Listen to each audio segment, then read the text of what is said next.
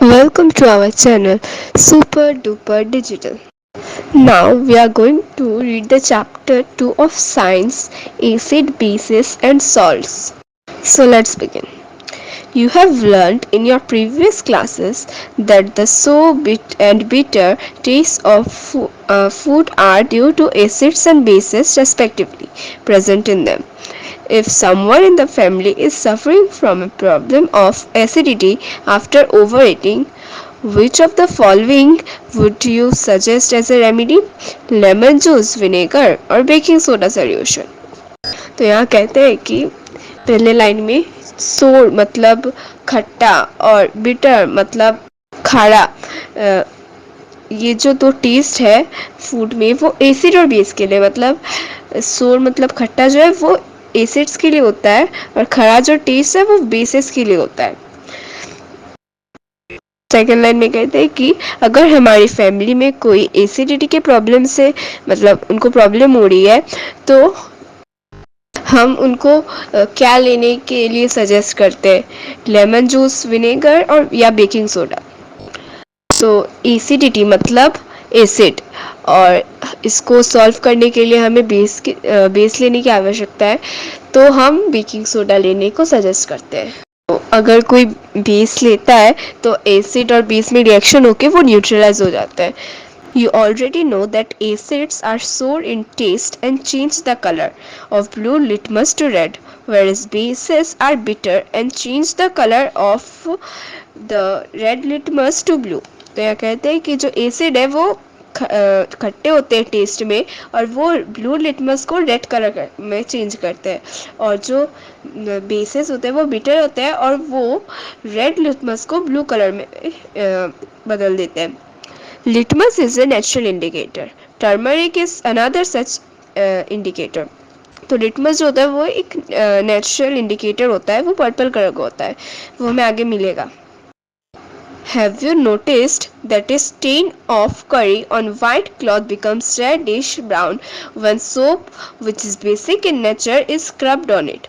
मतलब कहते हैं कि जो हमारे कपड़ों में मतलब वाइट कपड़ों में जो कभी खाना गिर जाता है वो पीले रंग का होता है वैसे, पर जब हम उसमें साबुन से ऐसे घिसते हैं या फिर थोड़ा डिटर्जेंट देता है तो वो थोड़ा रेडिश ब्राउन कलर हो जाता है, वो होता है बेस के लिए। It turns yellow again when the cloth is washed with plenty of water. और उसके बाद अगर हम दोबारा उसको धो लेते हैं तो जिस जगह में वो गिरा था खाना वो पहले येलो रहता है, उसके बाद उसको साबुन से घिसने के बाद वो थोड़ा सा रेडिश ब्राउन होता है, पर उसे धोने के बाद दोबारा से वो येलो ही रह जाता है। You can also use synthetic indicators such as methyl orange and phenolphthalein to test for acids and bases. यहाँ कहते हैं कि सिंथेटिक इंडिकेटर्स के दो नाम दिए हुए हैं, मीथेल ऑरेंज एंड फेनोप्थेलिन, वो भी एसिड और बेस को टेस्ट करने के लिए यूज होते हैं। In this chapter, we will study the reactions of acids and bases, how things that we use and see in our day-to-day life. Litmus is a purple dye which is extracted from lichen, a plant belonging to the division Thallophyta, and is commonly used as an indicator. जो litmus होते हैं वो थोड़ा purple die होता है, वो एक purple die होता है, उसे लाइकेन से मतलब एक्सट्रैक्ट किया जाता है। ये एक प्लांट है जो थैलोफाइटा डिविजन से होता है, हमने 9 में पढ़ा था थैलोफाइटा ब्रायोफाइटा, वही thallophyta, and is commonly used as an indicator, इसको इंडिकेटर के रूप में यूज करते हैं। Well litmus solution is neither acidic और basic, it's colour is purple. जब लिटमस पेपर जो होता है वो मतलब ना ही बेसिक मतलब होता है और ना ही एसिडिक होता है, तो उसका कलर पर्पल रहता है।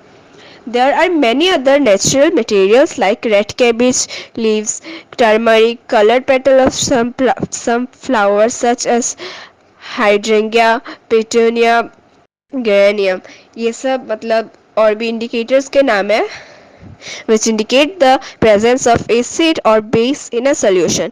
ये acid और basic property को हमें दिखाते हैं।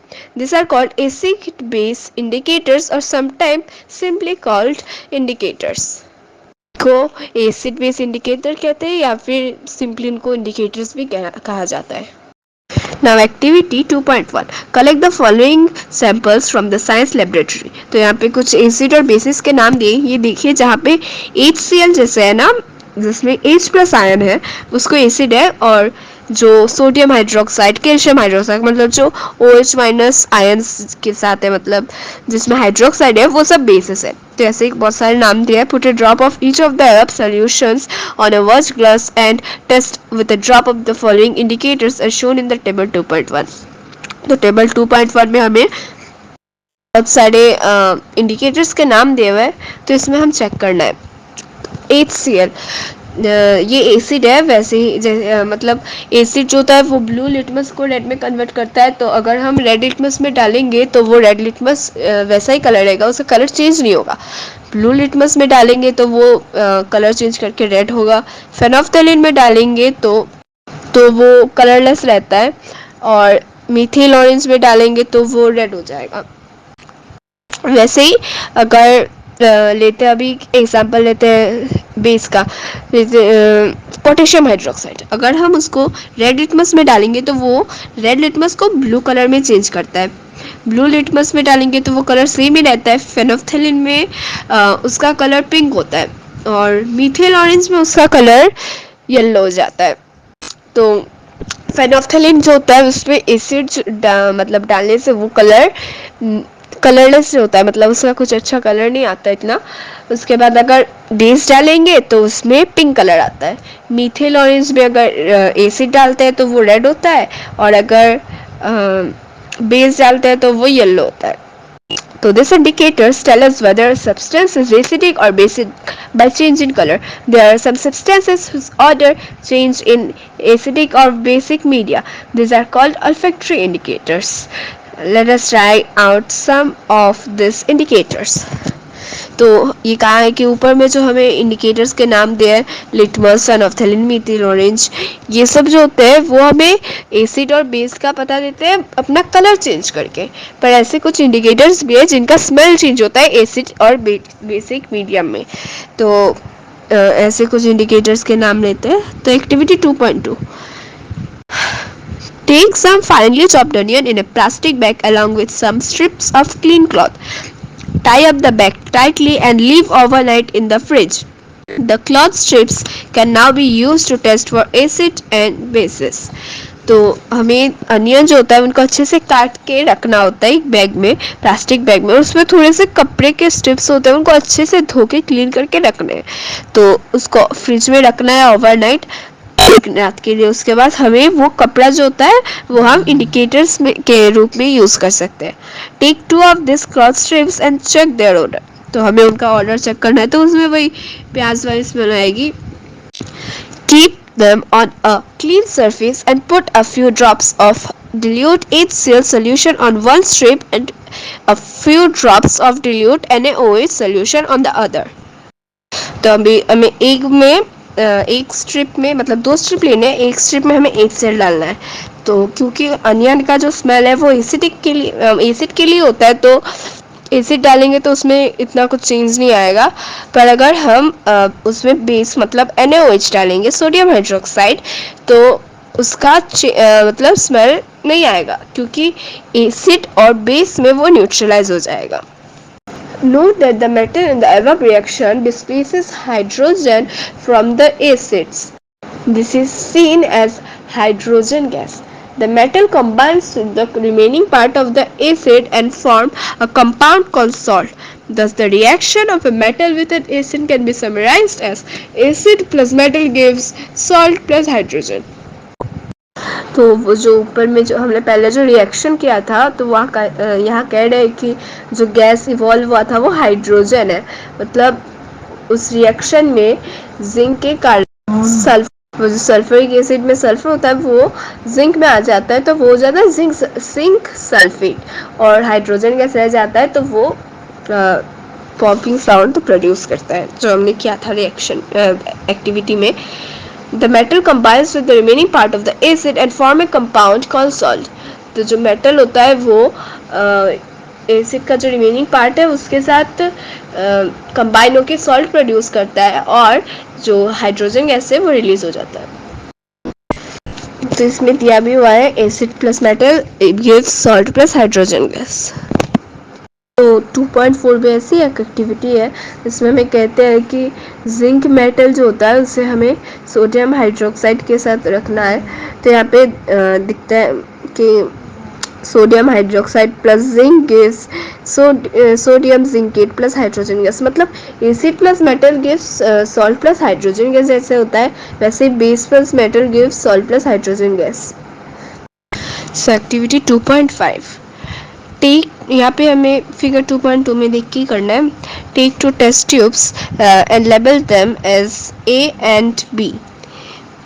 Take about 0.5 gram of sodium carbonate Na2CO3 in test tube A and about 0.5 gram of sodium hydrogen carbonate in test tube B. Add about 2 ml of dilute HCl to both the test tubes. What do you observe? Pass the gas produced in each case through the lime water, मतलब calcium hydroxide solution as shown in the figure 2.2 and record your observations. मतलब एक दो test tube लेना है उनको ए और B level करना है। तो ए में हमें सोडियम कार्बोनेट रखना है और उसमें HCl डालना है मतलब 0.5 ग्राम सोडियम कार्बोनेट में 2 ml HCl डालना है।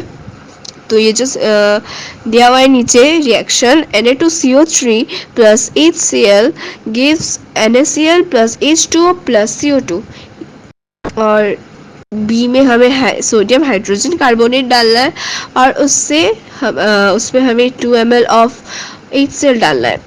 ये भी दिया हुआ है NaHCO3 plus HCl gives NaCl plus H2O plus CO2। तो यहाँ पे दिया भी गया है कि जो गैस प्रोड्यूस होता है उसे हमें लाइव वाटर के थ्रू पास करना है। तो जो गैस प्रोड्यूस होगा जो वो है कार्बन डाइऑक्साइड और carbon dioxide turns lime water milky. Lime water मतलब कैल्शियम हाइड्रोक्साइड मतलब CaOH2 और उसमें अगर हम कार्बन डाइऑक्साइड मतलब CO2 डालेंगे तो वहाँ पे एक वाइट प्रेसिपिटेट होगा मतलब CaCO3 calcium carbonate and water H2। तो जो अगर हम लाइम वाटर में कार्बन डाइऑक्साइड डालेंगे तो वो लाइम वाटर मिल्की टर्न होगा मतलब क्लाउडी वाइट सा कलर होगा उसका। Passing carbon dioxide the following reaction takes place. यहाँ पे रिएक्शन दिया भी हुआ है। limestone, chalk and marble are different forms of calcium carbonate। मतलब जो कैल्शियम कार्बोनेट है जो प्रोड्यूस होता है उसके डिफरेंट फॉर्म्स के बारे में कहा गया है जैसे chalk, limestone, marble.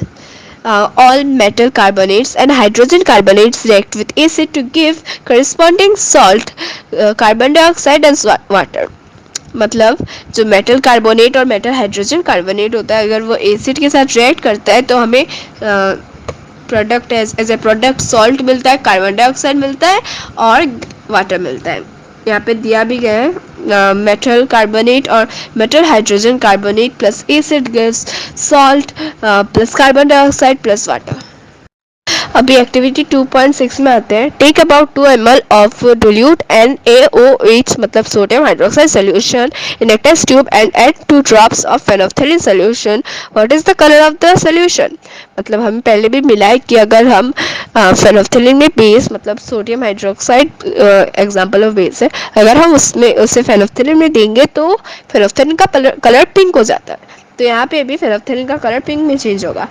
Add dilute HCl solution to the above solution by drop by drop. Is there any color change for the reaction in the mixture? हाँ, अगर हम बेसिक मतलब जो पिंक कलर का होता है फेनोल्फथालीन उसमें दोबारा से एसिड डालेंगे तो उसका कलरलेस हो जाएगा वो Why did the color of the phenolphthalein change in addition of an acid? Now add a few drops of NaOH to the above mixture. Does the pink color of the phenolphthalein reappear? Why do you think this has happened? तो कहते हैं कि वो जो colourless होता है, अगर हम दोबारा वो क्यों होता है, और अगर हम दोबारा से उसमें सोडियम हाइड्रोक्साइड मतलब बेस डालते हैं तो क्या वो दोबारा पिंक होगा? हाँ, दोबारा वो पिंक हो जाता है। तो अभी ये क्यों होता है, अभी हमें मिलेगा। In the above activity we have observed that the effect of the base is nullified by an acid and vice versa। मतलब जो बेस है वो एसिड का इफेक्ट नलिफाई करता है, और जो वाइस वर्सा मतलब जो एसिड है वो बेस का इफेक्ट नलिफाई करता है। तो this reaction taking place is written as NaOH plus HCl gives NaCl plus H2। मतलब इसे न्यूट्रलाइजेशन रिएक्शन भी कहते हैं, जिसमें एसिड और बेस रिएक्ट करते हैं सॉल्ट और वाटर देने के लिए। देखिए, एसिड मतलब HCl, बेस मतलब NaOH, NaCl जो प्रोडक्ट है वो है सॉल्ट, और H2 मतलब वाटर। तो दिया भी गया है, the reaction between an acid and a base to give salt and water is known as neutralization reaction. In general, neutralization reaction can be written as base plus acid gives salt plus water. Reaction of metallic oxides with acids. Activity 2.7. Take a small amount of copper oxide in a beaker and add dilute HCl slowly while stirring. तो हमें कहते हैं कि copper oxide होता है उसमें HCl हमें डालना होता है, मतलब डालना है धीरे धीरे हिलाकर। तो note the colour of the solution. तो उसके बाद उसका क्या कलर होगा? यहाँ जो रिएक्शन होता है उसमें वो होता है metal oxide plus acid give salt plus water. तो यहाँ पे कॉपर ऑक्साइड और HCl जो होता है वो रिएक्ट करते हैं कॉपर क्लोराइड और वाटर देने के लिए। तो वो जो कलर होता है वो चेंज हो जाता है, वो ग्रीन हो जाता है। You will notice that the color of the solution becomes blue green। यहाँ पे दिया भी गया है of the and the copper oxide dissolves कि solution का कलर ब्लू ग्रीन हो जाता है। The blue-green color of the solution is due to the formation of copper chloride in the reaction। जो blue green होता है उसका कारण होता है क्योंकि solution में copper chloride form होता है। The general reaction between metal oxide and an acid can be written as metal oxide plus acid gives salt plus water. Now write and balance the equation for the above reaction since metallic oxides react with acid to give salt and water. Similar to the reaction of a base with an acid, metallic oxides are said to be basic oxides। मतलब जो metallic oxides होते हैं उनको basic oxides कहते हैं, और जो non metallic oxide होते हैं उनको एसिडिक ऑक्साइड कहते हैं। तो हमें ऊपर वाला जो एक्टिविटी है उसका जो रिएक्शन है उसे लिखने को कहा है। तो वो होगा Cu2O plus HCl gives CuCl2 plus H2O। इसे अभी बैलेंस भी करना होगा, यहाँ पे दिया हुआ है। मतलब Cu2O plus 2HCl gives 2CuCl2 plus H2O। Reaction of non-metallic oxide with base. You saw the reaction between carbon dioxide and calcium hydroxide, which is a base, reacts with carbon dioxide to produce salt and water. Since this is similar to the reaction between base and an acid, we can conclude that non-metallic oxides are acidic in nature। हमें पहले एक reaction मिला था जिसमें कहते हैं कि carbon dioxide को अगर हम कैल्शियम हाइड्रोक्साइड मतलब लाइम वाटर की तो प्रास करते हैं तो वो जो बेस मतलब कैल्शियम हाइड्रोक्साइड तो बेस होता है, वो कार्बन डाइऑक्साइड के साथ रिएक्ट करने से सॉल्ट एंड वाटर प्रोड्यूस करता है। और इसी की तरह एक रिएक्शन भी है बेस और एसिड का। तो हम ये कंक्लूड कर सकते हैं, ये कह सकते हैं कि नॉन मेटेलिक ऑक्साइड जो होते हैं वो एसिडिक नेचर में एसिडिक होते हैं, और जो मेटेलिक ऑक्साइड्स होते हैं वो बेसिक इन नेचर होते हैं।